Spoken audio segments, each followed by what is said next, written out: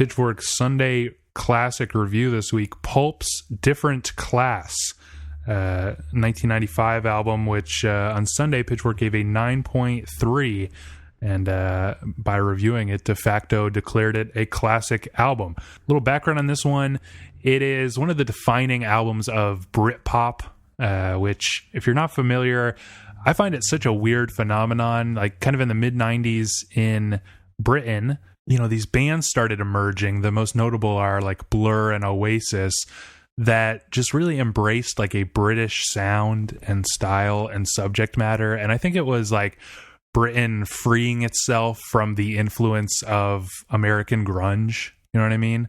Of course, there was a lot of other stuff going on there. Shoegaze, stuff like that was very interesting in itself. But it was like American music at that time, I think, was just so influential that all of a sudden these bands were like, fuck America, let's make really British music. And so that's what Britpop kind of is.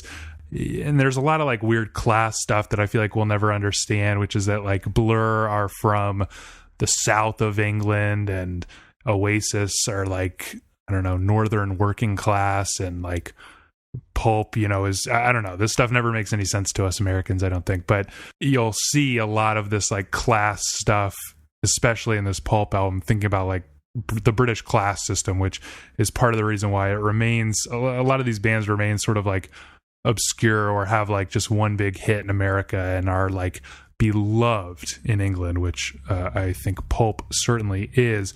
Quick background on Pulp. You know, I am certainly not qualified to get into it, but they have a very long history.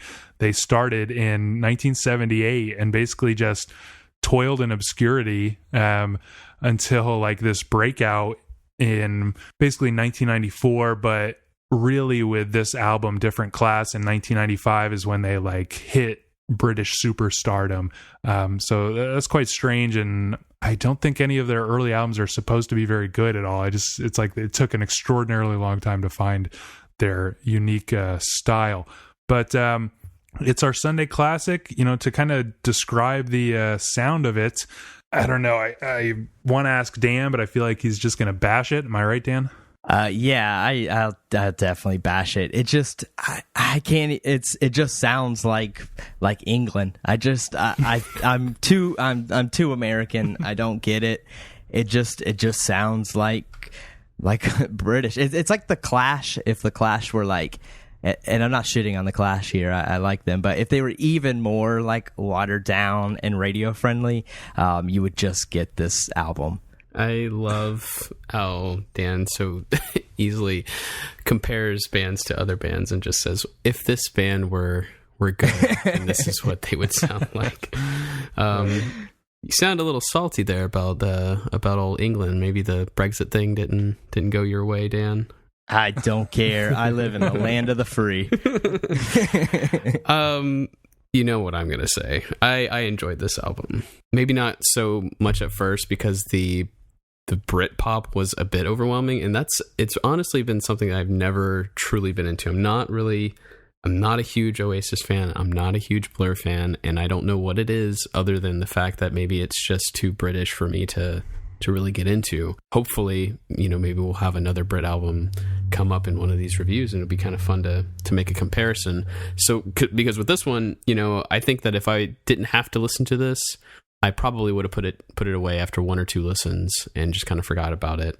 You know, obviously there's a couple of singles on here that definitely stand out as like classics that sort of transcend the whole sound of the rest of the album and the whole class system and all that sort of stuff that you don't really want to. It's very difficult to understand.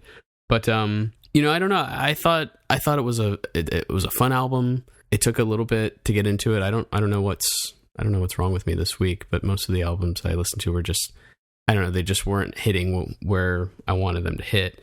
But this one kind of came in eventually and actually did. So I definitely enjoyed it. I am a kind of long time like Britpop fan, but it's like I've learned to appreciate it for different reasons. So, you know, I got very into Blur, and you know, Blur is weird. I want to like hijack this review with a Blur review, but They kind of change dramatically throughout their career, but that kind of like earlier stuff is very in the Britpop vein. Oasis has some like major crossover appeal, and I quite liked a lot of their like big hit songs when I was younger, but I learned to kind of like their earlier albums, which really have their own distinguishing character from both Pulp and Blur. I will say that they all are very unique bands. There are other ones like Suede, and you could even think of stuff like, I don't know, the Benz era Radiohead as kind of being like a Britpop-ish style. And it's, you might define it as like a lot of character studies, kind of clever lyrics, like about English life and stuff like that. And, but that's all to say that I always struggled and tried many times to get into this album, and I've decided this week that it is just shit, and that I just don't like it. And I genuinely like other Britpop, and I do not understand why this is one of the defining Britpop albums. I'll tell you what it sounds like to me. It just is the Killers. Like it is the Killers. I wouldn't even be able to distinguish them if, I don't know, after a couple drinks. Like Common People, it just is Mr. Brightside, that kind of like synth pop indie hit that people like chant along, British people chant along to, or whatever, like at the soccer game or something. Yeah, football. Excuse me. Yeah, it's a better song than Mr. Brightside, though. Well, do you agree with me, Dan? Like, it's just like the Killers and like Mr. Brightside and that kind of like disposable synth pop. I didn't think of that, but when you say it is the Killers. And why does Gabe not get shit for comparing bands to other bands like I do? But yeah, you're right. I am a little surprised. Gabe's sounding a lot like you this week, actually. He's been hanging out with me a little too much. I'm not saying that. It's like if the Killers sucked, it's the Killers suck, and so does this band. Oh no, like I agree. They both suck. So that's really consistent. That's consistent. Well, I have to come to their defense. I think Common People is like a bona fide like classic pop song, and I wish that like the worst songs on the album are like when he sort of is like talking in this like really low British tone and being like really creepy and weird, like on I Spy and stuff, and then like Underwear as well. Those songs were definitely awkward. So and as a cohesive album, it's sort of a mess to me. But the best songs on there really stand out. So I that's what I liked about it for sure.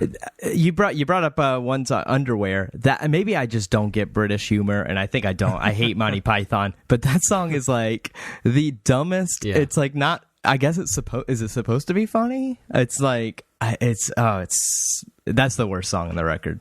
It's like I had to cringe every time I listened to it. There are just a lot of like classic Britpop subjects here, and of course this is one of those defining albums, so maybe it helped shape that. But it's like talking about sex and like class and gender and like painting these quirky characters, and it's always like in super witty ways. So it's like everything's tongue in cheek, and mm-hmm. I find that really tiring, especially here. And I guess I can't like, I think that Mr. Brightside is a fun song to sing when you're drunk really loud. And I think Common People has got to have that same effect. I don't think they're like great works of art, but I'm not like going to say like it's just like worthless. But that is what I get from this. I find like a lot of the subject matter and stuff that everybody like raves about tiring. And some of the songs are quite catchy, quite easy to chant along to, so it wasn't like torture, but I just do not understand why this is a classic and like the Killers are not. Yeah, I mean, I would agree, and that's kind of what I was getting at when I was sort of initially talking about my impressions. Like if I only listened to this once or twice, I probably would have been like, Common People is a great song, probably carries the entire album, not going to listen to it again. But having Pitchfork say, on their Sunday review, basically saying that this is a classic album, you feel there's obviously a different obligation to like try and dig deeper and see if you can pull something out of it. And, the big question here for an album like this is it truly a classic? And I don't know enough Britpop, I guess, to say that it's a classic for Britpop.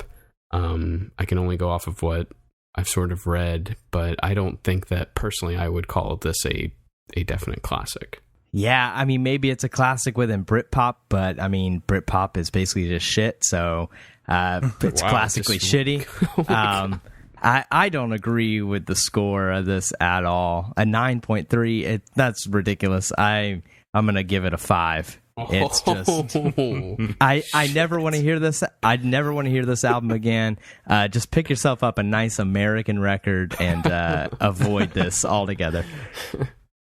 I mean, I just want to emphasize for any of our UK listeners that I love a lot of Britpop, but I genuinely do not understand why this is the classic that it is often referred to as. It's, the songwriting is often quite nice, but I just find it tiring, and just like everything that people like about it, I think like, oh, but like, I don't know, Blur does that a lot cooler or whatever. And there's interesting stuff that, like I said, as Americans, like, it is so hard to understand. I read some stuff about Jarvis Cocker, who's the lead singer of Pulp, sort of talking about Blur's Parklife album directly and saying, I thought that he was like fetishizing poor people, and like these quirky little characters were like ways for, I don't know, elites or something to like laugh at poor people or imagine them as like noble savages, or just, make them into something they're not. And so he's writing these songs like common people, sort of jabbing back at that. And I feel like that's what the British people love about this, is that all these like bands at this time were like in direct dialogue with each other and like criticizing each other and like arguing about class and political issues and stuff. And I'm sorry, it's just impossible for Americans to understand. So I don't know how you could call this a classic. I wouldn't fault any person from the UK for saying like, oh, that's a total classic, one of the defining records of my youth or something like that. But, for me, it's like, I don't know, 7 or something. I mean, I agree. I think that, a lot of people in the UK probably would totally disagree with all three of us and say this is a definite classic. But to me, what makes an album a classic is that it doesn't have those sort of barriers that are sometimes difficult for like an entire country of people to get through. You know what I mean? Like, this definitely sounds like a very, very, very British record. And I'm sure there are American records that maybe we regard as classics that people across the water may think that it's very, very, very American. But I know that for sure that there are definitely, a ton of classic albums out there that, transcend all of that. I mean, I hate to use like the most obvious example, but like the Beatles are a UK band, but nobody accuses any of their albums of being like, oh, this is very British sounding or even, American sounding. It's just, it's beyond all of that. And I think that's an important characteristic for an album. If you're going to truly call it a classic, I think it has to transcend all of that sort of stuff. So I would give it a 7. I mean, I would give it maybe like an 8.1. It's an album that's worth listening to. It may not be one that you definitely need to listen to, but for those out there who have never heard it, I'd say check it out. Definitely check out Common People. Yeah. Now that I'm thinking about it, actually, I wonder if there are British people who like feel like I do, which are like, I'm like Team Blur, and they're just like, Pulp sucks, Blur all the way, or something like that. So maybe I am actually getting into it like I'm supposed to. To hear the rest of our discussion, check out our website, metaforkmusic.com, or search us out on iTunes, Metafork Music.